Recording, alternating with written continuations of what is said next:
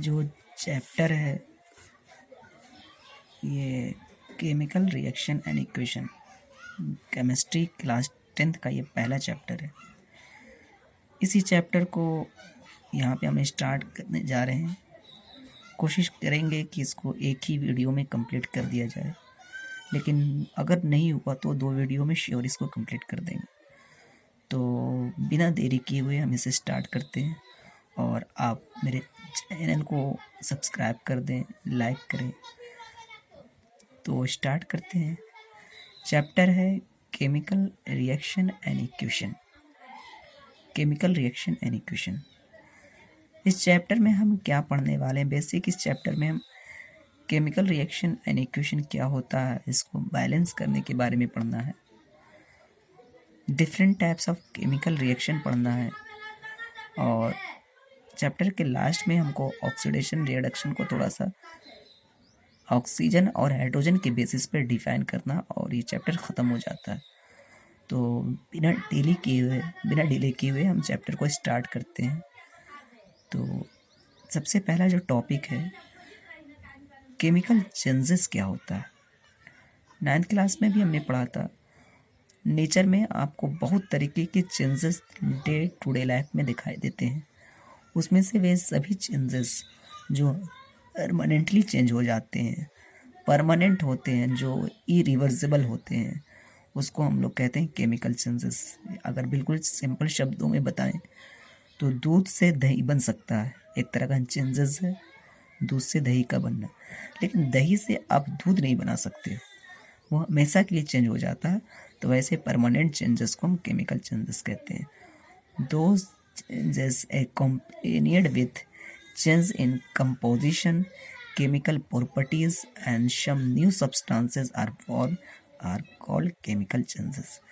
वे सभी चेंजेस जिसमें composition change कर जाता है, उनका इंटरनल स्ट्रक्चर चेंज कर जाता है, केमिकली वो चेंज कर जाते हैं, नए सब्सटेंस बन जाते हैं, न्यू सब्सटेंस बन जाते हैं। ऐसे चेंजेस को नेचर में केमिकल चेंजेस कहा जाता है। कुकिंग ऑफ फूड, अगर हम कोई चीज़ पकाते हैं तो वो बन गया और उससे वापस हम वही फूड ऑब्टेन नहीं कर सकते हैं। बन गया तो वो बन गया। आप ब्रेड बना लिया, अब ब्रेड से दोबारा आप वहाँ से हीट नहीं ला सकते हो। बर्निंग ऑफ फ्यूल, रिस्पायरेशन, जो हम लोग खाते हैं डाइजेस्ट हो जाता है, डाइजेशन के बाद फिर दोबारा वो फूड नहीं उसे ऑब्टेन कर सकते। हमेशा के लिए होने वाले चेंजेस को केमिकल चेंजेस कहेंगे। और केमिकल चेंजेस को आगे हम पढ़ते हैं कि केमिकल रिएक्शन क्या है। वैसा process which transform one or more than one substances with new properties is called chemical reaction। वैसे चेंजेस या वैसे ट्रांसफॉर्मेशन आपको नेचर में देखने को मिलते हैं सब्सटेंस के अंदर में, जो नए प्रॉपर्टी वाले सब्सटेंस को बनाते हैं। दूध की प्रॉपर्टी अलग है, दही बिल्कुल अलग प्रॉपर्टी है। तो ऐसे सब्सटेंसेस को हम कहते हैं जो हमेशा के लिए हो गया, केमिकल चेंजेस भी कह सकते हो और ये केमिकल रिएक्शन कहलाते हैं। हम कह सकते हैं कि केमिकल चेंजेस में ही केमिकल रिएक्शन होता है। The substances which take part in chemical reaction is called reactant and the substance which are form due to chemical reaction are called product.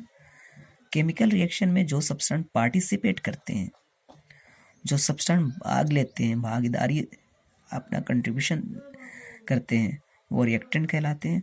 और रिएक्शन के बाद जो सब्सटेंस फॉर्म होते हैं वो प्रोडक्ट कहलाते हैं, जो कि आप बेसिक से जानते हो। यहाँ पे केमिकल रिएक्शन है, ए और बी रिएक्टेंट हैं और सी और डी प्रोडक्ट हैं। ये पार्टिसिपेट कर रहे हैं, ये फॉर्म हो रहे हैं। ठीक है, एक एनसीईआरटी के अकॉर्डिंग आपके पूरे नोट्स को तैयार किया गया है। Magnesium is a reactive metal.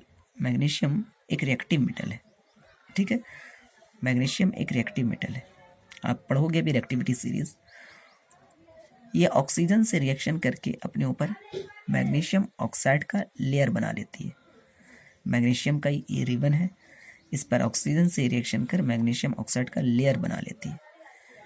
Magnesium oxide का जो लेयर है होता है वो थर्मल इंसुलेटर होता है, मतलब इस पे अच्छे से फिर फायर नहीं हो पाता, ये आग को अच्छे से कैच नहीं कर पाती, पकड़ नहीं पाती है। इसलिए इसको जलाना थोड़ा मुश्किल होता है। इसलिए इसको जलाने से पहले हम इसको क्या करते हैं, हम इसको ऊपर वाले ऑक्साइड लेयर को हटाते हैं, सैंड पेपर के थ्रू रगड़ कर हटा देते हैं।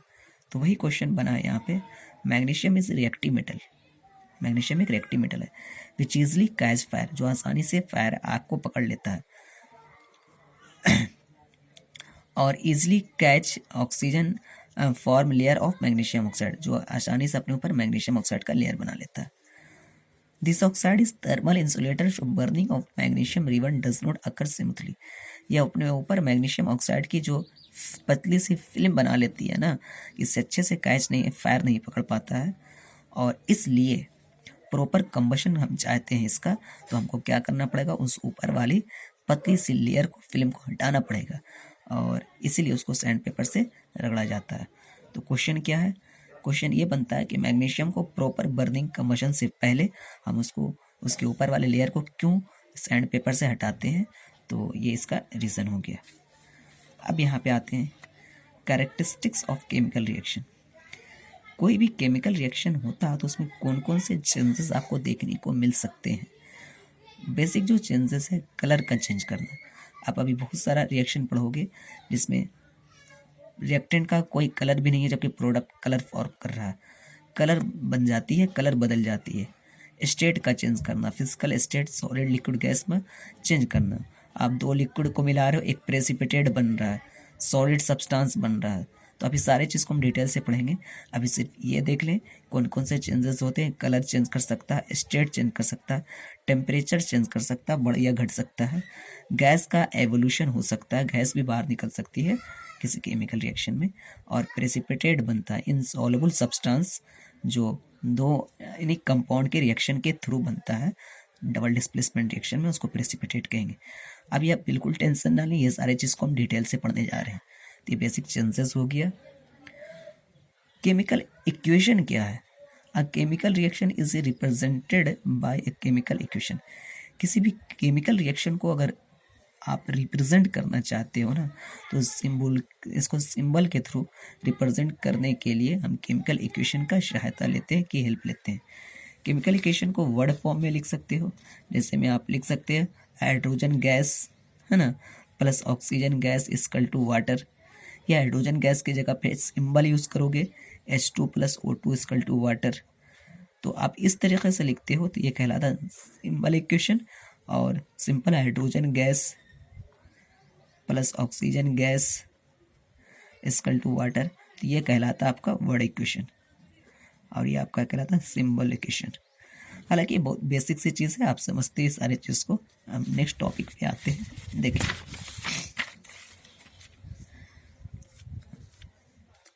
Okay, a chemical equation in which equal number of atom of each element on both sides of an equation is called balanced chemical equation।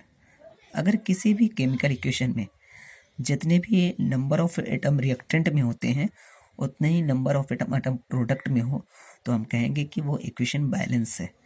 और केमिकल रिएक्शन को बैलेंस क्यों करना पड़ता है, तो इसका आंसर आप इस तरह से दे सकते हो, to obey the law of conservation of mass chemical equation must be balanced। 9th class में आपने कंजर्वेशन ऑफ मास वगैरह पढ़ा था। तो मास किसी भी केमिकल रिएक्शन में चेंज नहीं करता है। अगर हमको हाइड्रोजन और ऑक्सीजन से वाटर बनाना है, तो आप देख रहे होगे यहाँ पर ऑक्सीजन एक है जबकि यहाँ पे दो है। इस इक्वेशन को आप बैलेंस करते हो, दोनों तरफ नंबर ऑफ एटम सेम हो गए, 4 हाइड्रोजन 4 हाइड्रोजन 2 ऑक्सीजन 2 ऑक्सीजन, ये बैलेंस हो गया। इससे क्या होता है, मास कंजर्वेशन के लॉ को फॉलो किया करने के लिए बैलेंस करते हैं। तो हो गया chemical reaction. Balance chemical equation क्या है और बैलेंस क्यों किया जाता है। देखो, अगर हम मोर इंफॉर्मेटिव इक्वेशन को बनाना चाहें तो वहाँ पे उसके फिजिकल स्टेट को लिखा जाता है। सॉलिड के लिए इटैलिक मोड में S, लिक्विड के लिए L, गैसेस के लिए G या अपवर्ड एरो लिखा जाता है। Equals form, solution prepare in water, जो सॉल्यूशन वाटर में प्रिपेयर किया जाता है उसको इक्वस कहते हैं, AQ लिखा जाता है। प्रेसिपिटेट, जो सॉलिड सब्सटेंस बॉटम बर्तन के नीचे में बैठ जाते हैं उसको डाउनवर्ड एरो से PPT कहते हैं, प्रेसिपिटेट। और अगर किसी रिएक्शन में हीट चेंज कर रहा है, हीट या तो इवॉल्व हो रहा है या फिर हीट को क्या कर रहा है, हीट को लिया जा रहा है, इनटेक किया जा रहा है, तो एंथैल्पी चेंजेस कहा जाता है। एक्सोथर्मिक में क्या होता है, हीट रिलीज होता है ना, और एंडोथर्मिक में हीट इनटेक करता है।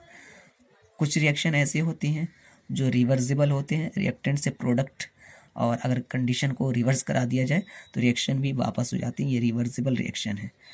कुछ रिएक्शंस ऐसे होते हैं जिसमें रिएक्शन को कराने के लिए हीट, टेम्परेचर, प्रेशर देना पड़ता है और कैटलिस्ट देना पड़ता है।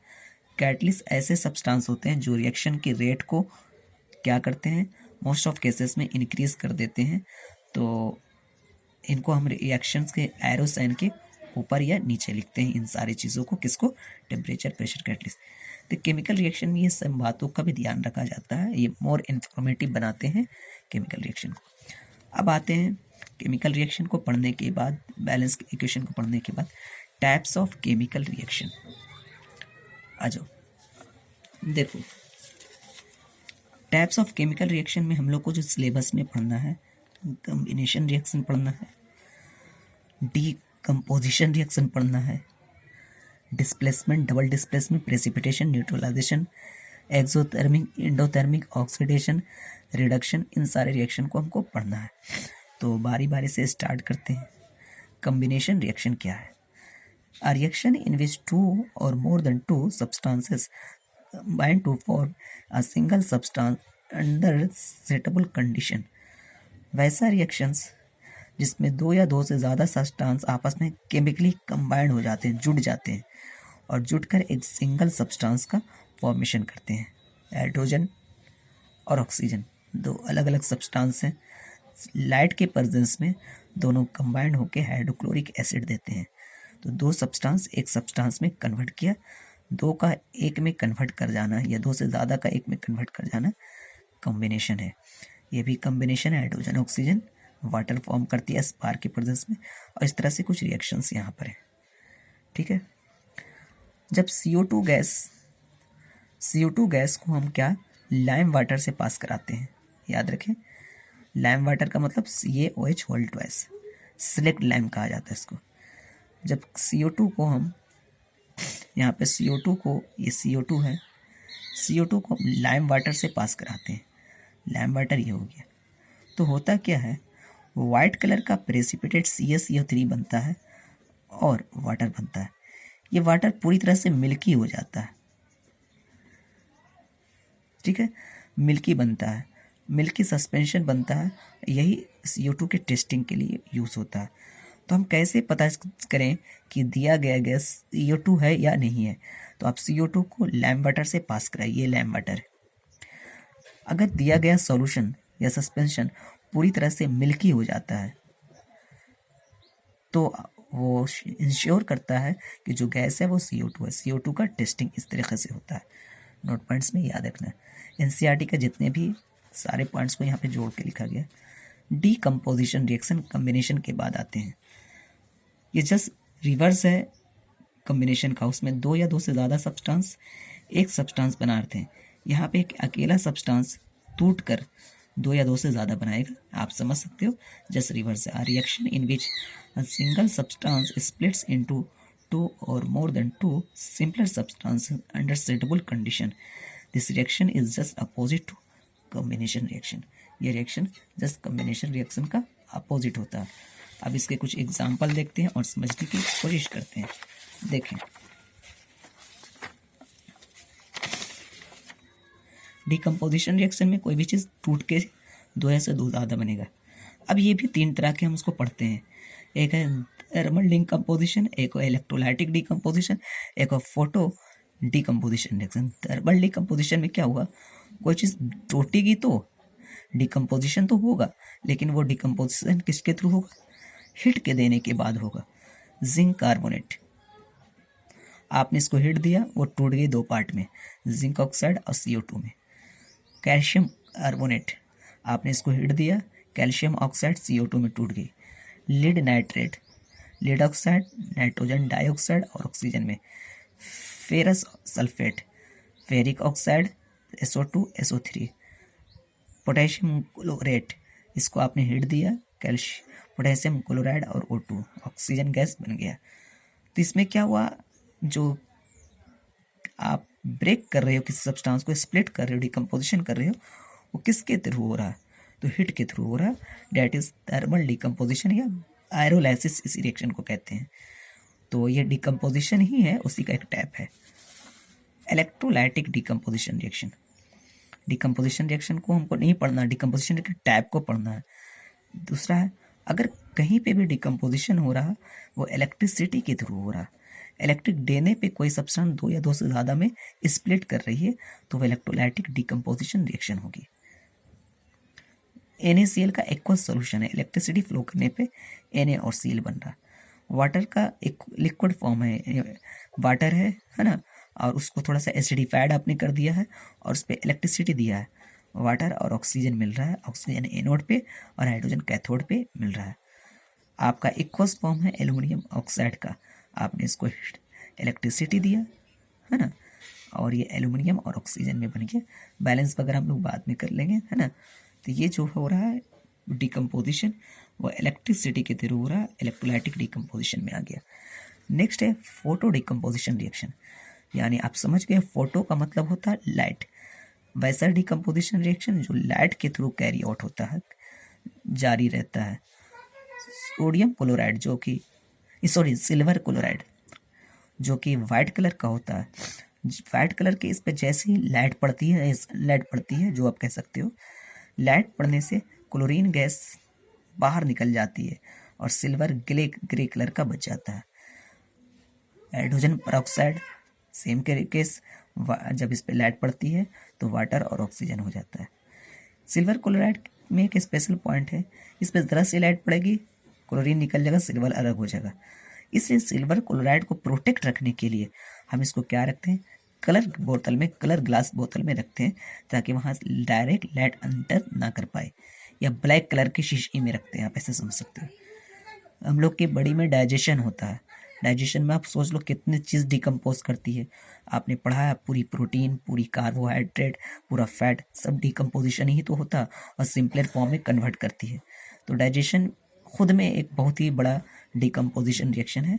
तो डिकम्पोजिशन का मतलब हुआ एक सिंगल एंटिटी का दो या दो से ज़्यादा सिंपल एंटिटी में स्प्लिट कर जाना, चाहे वो हीट के थ्रू हो, चाहे वो इलेक्ट्रिसिटी के थ्रू हो, या फिर लाइट के थ्रू हो। There are 3 types of decomposition reaction. Displacement reaction, a chemical reaction in which more reactive metal displace a less reactive metal from its aqueous salt solution। ये aqueous salt solution है copper sulphate का, और ये Fe है। आप अभी पढ़ोगे reactivity series, एक लेस रिएक्टिव मेटल एक मोर रिएक्टिव मेटल को एक मोर रिएक्टिव मेटल एक लेस रिएक्टिव मेटल को, इस लेस होता है, ये मोर रिएक्टिव है ना, आसानी से इसको डिस्प्लेस कर देगा इसके एक्वस साल्ट सॉल्यूशन से, और ये हो जाएगा। इसका कलर ब्लू होता है, इसका कलर लाइट ग्रीन आ जाएगा। इसी तरह से जिंक इसको और ये इसको डिस्प्लेस कर सकती है। अब इस चीज़ को डिटेल से पढ़ना है तो हमको थोड़ा रिएक्टिविटी सीरीज देखना पड़ेगा। देखें, ये है अपना रिएक्टिविटी सीरीज, दिख रहा होगा आपको, ओके। रिएक्टिविटी या एक्टिविटी सीरीज कहते हैं the arrangement of metal in the decreasing order of their reactivities या electropositivity is called reactivity series।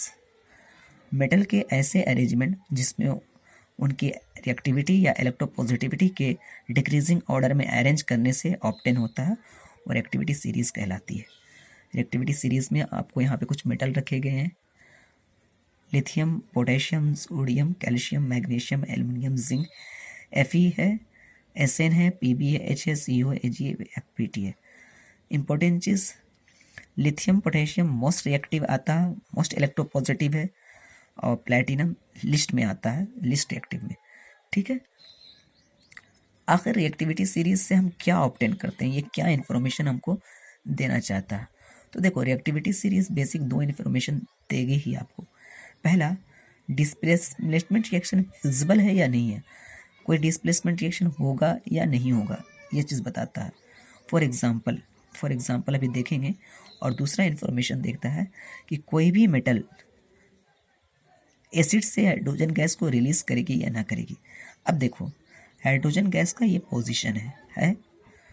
अगर हाइड्रोजन गैस का ये पोजीशन है, अगर यहाँ पे हम मेटल ले रखा, जैसे मैं यहाँ पर एक मेटल ले रखा, देखो कॉपर, और इसको सल्फ्यूरिक एसिड से रिएक्शन करा दिया। अब बताओ रिएक्टिविटी सीरीज में क्या होता है। रिएक्टिविटी सीरीज के अकॉर्डिंग अगर बात करें तो कॉपर नीचे में है, यानी लेस रिएक्टिव है। लेस रिएक्टिव वाला मोर रिएक्टिव को हटा नहीं सकता, ये मोर रिएक्टिव हाइड्रोजन है। ऊपर वाला ज़्यादा रिएक्टिव होता है, तो लेस वाला मोर को डिस्प्लेस नहीं कर सकता, मतलब यहाँ पे हाइड्रोजन गैस रिलीज नहीं होगा। कॉपर की जगह पर हमने जिंक ले रखा है, और जिंक लिया है, अब सल्फ्यूरिक एसिड लेते हैं। अब देख रही हो जिंक यहाँ है और हाइड्रोजन यहाँ है। जिंक ज़्यादा रिएक्टिव है, हाइड्रोजन को डिस्प्लेस कर देगा और हाइड्रोजन गैस यहाँ पर रिलीज होगी। एक तो जिंक सल्फेट बनेगा और हाइड्रोजन गैस रिलीज होगी। तो हाइड्रोजन गैस रिलीज होगी या ना होगी। और दूसरी चीज़, जिंक से हमने रिएक्शन करा दिया कॉपर सल्फेट को, और कॉपर को रिएक्शन करा दिया जिंक सल्फेट से। रिएक्टिविटी सीरीज बताती है कि ये ज़्यादा रिएक्टिव है, ये कम रिएक्टिव वाले को हटा देगी, यानी यहाँ पे रिएक्शन फिजिबल होगा। लेकिन यही चीज़ लेस रिएक्टिव है, ये मोर रिएक्टिव है। लेस वाला मोर को कैसे हटा सकता है, नॉट फिजिबल होगा। तो रिएक्टिविटी सीरीज से हम क्या क्या इन्फॉर्मेशन ऑब्टेन कर सकते हैं, यहाँ पे आपको बताने की कोशिश की गई। 2 बेसिक इन्फॉर्मेशन है। अब यहाँ पे देखो, Fe जो कि ब्राउन कलर का है, लोहे की का है, कॉपर सल्फेट का इक्वस सोल्यूशन है ब्लू कलर का। दोनों के बीच डिस्प्लेसमेंट रिएक्शन होगा, क्योंकि ये ज़्यादा रिएक्टिव है, ये लेस रिएक्टिव है। कलर चेंज कर गया। कलर क्यों चेंज किया आपको पता है ना, यहाँ पे फेरस सल्फेट का सॉल्यूशन बन रहा है, इस वजह से कलर चेंज कर गया। तो वही क्वेश्चन एनसीईआरटी में है कि जब हम आयरन के नेल को कॉपर सल्फेट के सॉल्यूशन में इमर्स करते हैं, डिप्ट करते हैं, तो उसका कलर क्यों चेंज कर जाता है। तो एक्चुअल में वो डिस्प्लेसमेंट रिएक्शन हो रही है। यहाँ पर डबल डिस्प्लेसमेंट रिएक्शन पे आते हैं। देखो, a reaction in which two compounds react to form two other compounds by mutual exchange of atom or group of atom is called double displacement reaction, double decomposition reaction और partner exchange reaction। वैसा reaction जिसमें 2 compound, ये compound है, ये compound आपस में reaction करते हैं, और रिएक्शन करने के बाद मुचुअली एक्सचेंज होता है ग्रुप ऑफ एटम और एटम का, ए डी के साथ, बी सी के साथ। दो नए कंपाउंड्स का फॉर्मेशन होता है। एक मिलाकर देखा जाए तो पार्टनर एक्सचेंज हो रहा है। ए ने अपना पार्टनर बना लिया है डी को, और बी ने अपना पार्टनर बना लिया सी को। ऐसे रिएक्शंस को डबल डिस्प्लेसमेंट